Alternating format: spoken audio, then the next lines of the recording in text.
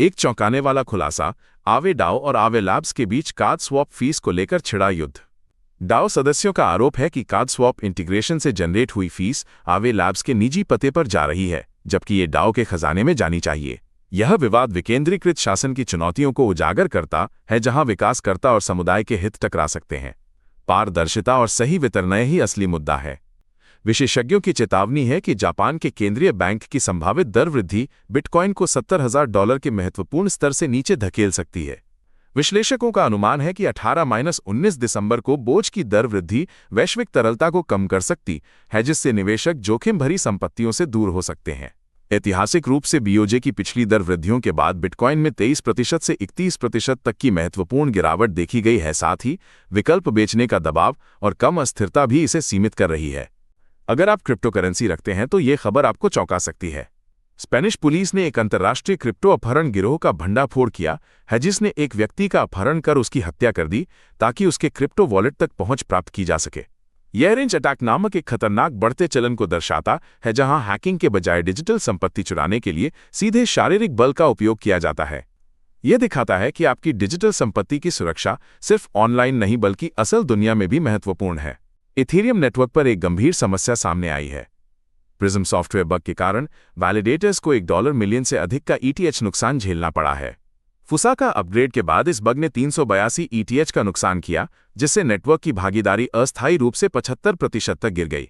ये घटना client concentration के जोखिमों को उजागर करती है।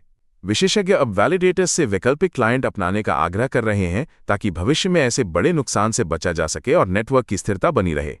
क्या आप जानते हैं कि भारी बिकवाली और ETF निकासी के बावजूद इथीरियम की कीमत क्यों नहीं गिरी?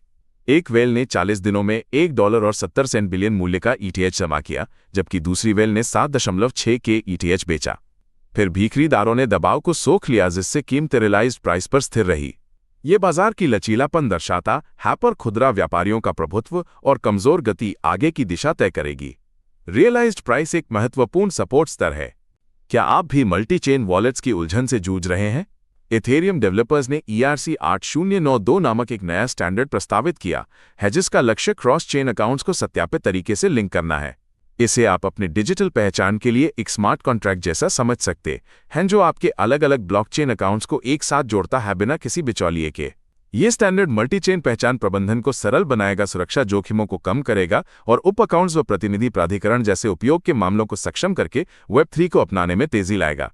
क्या आप जानते हैं कि वेनेजुएला में जहां मुद्रास्फीति 270% तक पहुंच गई है, लोग अपनी दैनिक जरूरतों के लिए अब USDT जैसे स्टेबल कॉइन का इस्तेमाल कर रहे हैं?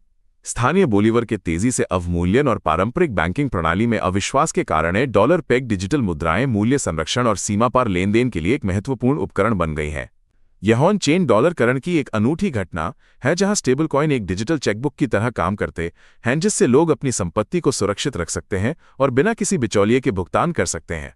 आश्चर्यजनक रूप से ETH-EUM ETF की मांग नई आपूर्ति से 3 गुना ज्यादा है, फिर भी बाजार में इसकी कीमत स्थिर क्यों है? पिछले हफ्ते संस्थागत निवेशकों ने अमेरिकी सूचीबद्ध स्पॉट इथेरियम ETF में लगभग $209 मिलियन का शुद्ध निवेश किया, जिसमें ब्लैकरॉक का बड़ा योगदान था।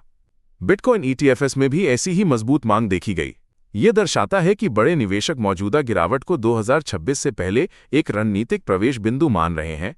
नियामक अनुमोदन से उनका विश्वास और बढ़ा है, भले ही DeFi में TVL में गिरावट हो। क्रिप्टो बाजार में जहां हर कोई अधिक यील्ड के पीछे भागता है, क्या कोई ऐसा प्लेटफॉर्म है जो जोखिम को भी मापता है?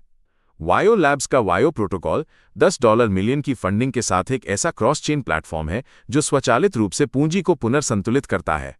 यह जोखिम समायोजित यील्ड की गणना करता है, जैसे एक अनुभवी निवेशक जो सिर्फ ऊंची रिटर्न नहीं बल्कि जोखिम भी देखता है। यह पुलों पर निर्भरता कम करने के लिए दूतावासों का उपयोग करता है, जिससे क्रॉस चेन सुरक्षा बढ़ती है। कुल $24 मिलियन जुटाकर ये DeFi के लिए एक महत्वपूर्ण बुनियादी ढांचा बनने की ओर अग्रसर है। कल्पना कीजिए, अगर अरबों डॉलर की तेल समृद्ध पूंजी बिटकॉइन में आती है तो बाजार पर क्या असर होगा?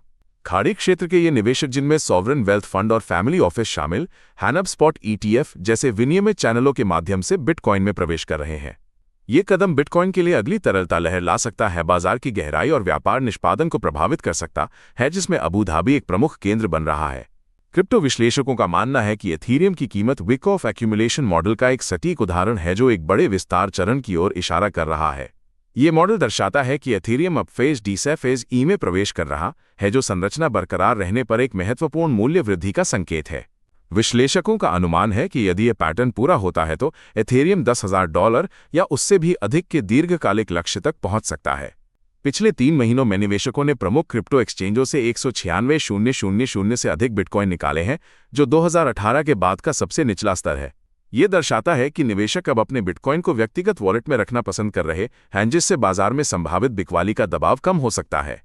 हालांकि हमेशा तेजी का संकेत नहीं होता, संस्थागत निवेश और नए नियमों के कारण भी ऐसा हो सकता है, इसलिए सिर्फ इस एक संकेत पर भरोसा करना जोखिम भरा है।